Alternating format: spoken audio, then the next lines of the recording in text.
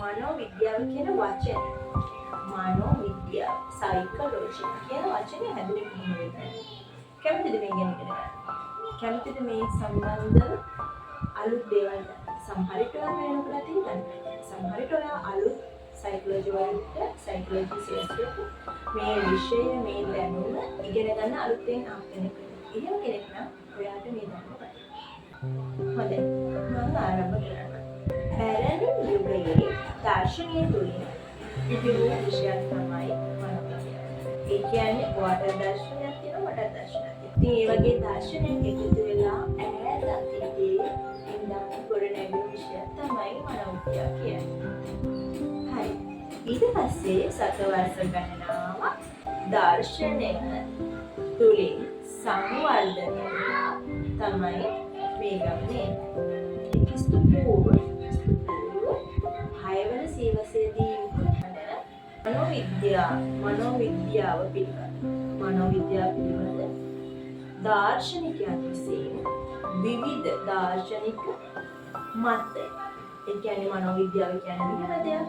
ඒ වගේ මනෝවිද්‍යාව සම්බන්ධව ටික අදහස් ඉදිරිපත් කරන්න ඕන උත්සුක වෙනවා. මේ නිසා ඈත අතීතයේ සිටම මනස පිළිබඳව විමර්ශන කරන්න පෙළඹෙනවා. ඒ නිසා තමයි අද අපි මනෝවිද්‍යාව කියලා විෂයක් විදිහට හදාගන්නේ. ඒ වගේම අපි මේක කතා කරනකොට මේකට මූලික වෙච්ච ශිෂ්ටාචාර ඒ ශිෂ්ටාචාර තමයි චීන, ඉන්දියානු, බැබිලෝනියානු, ඊජිප්තු, ග්‍රීක. මේකේ මූලික ශිෂ්ටාචාර තමයි ග්‍රීක සහ ඉන්දියානු. හරි.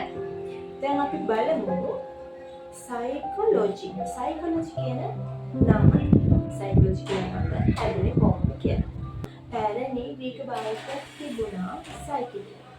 ඒ සයිකි කියන එකේට අදාළ සයිකි කියන වචනයට අදාළව තේරුම් තුනක් තියෙනවා. මනස, ආත්මය, විඥානය. සයිකි පැරණි ග්‍රීක භාෂාවේ පැවති වචන. ඊට අමතරව ග්‍රීක භාෂාවේ තවත් වචනයක් තියෙනවා.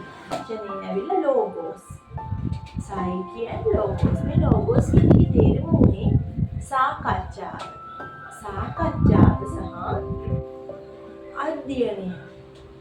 ඊට පස්සේ මෙයාලා කරපු වැඩේ මේ සයිකි කියන එකයි ලෝගෝස් කියන එක එකතු කරලා සයිකොලොජි කියලා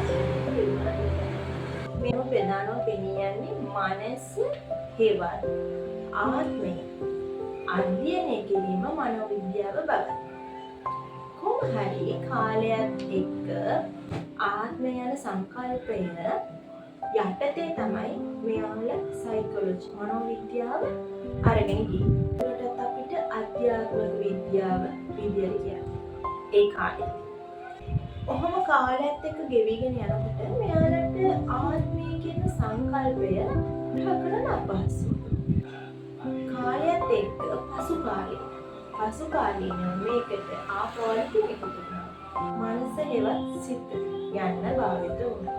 අර අපි කලින් කියවනේ මනස හේවත් ආත්මය. මනස හේවත් ආත්මය ඇවිල්ලා ඊට පස්සේ මෙයාලා වැඩිපුරම අධ්‍යයනය කරන්න ගත්ත ආත්මය කියන සංකල්පය. ආත්මය කියන සංකල්පය අධ්‍යයනය කරගෙන යනකොට මෙයාට තේරුණා ඒක විද්‍යාත්මකව පහදන්න අමාරුයි කියලා මෙයාට තේරුණා. ඒ තේරුමත් සමග පසු කාලීනව මෙයාලා ආපහු හිතන්න ගත්තා. මෙයාලගේ ආපහු මතය වුණේ මනස හේවත් සිත. මනස හේවත් සිත මනෝවිද්‍යාව. ක්‍රමයෙන් පසුනේ මානසික ජීවිතය අදාළ මනෝවිද්‍යාව ලෙස පරිවර්තනය වුණා. පසුව මානසික ජීවිතය යන විද්‍යාත්මක කලින් වගේම මෙයාලට විග්‍රහ කරන්න අපහසු වුණා. ඊට පස්සේ 18 වෙනි සියවසේදී මෙයාලා චර්යාව කියන වචනේ ඉදිරිපත් කළා. ඒ අනුව මනෝවිද්‍යාවේ කාර්යය හැසිරීම හෝ චර්යාව මගින් මානසික ජීවිතයේ හැදෑරීම.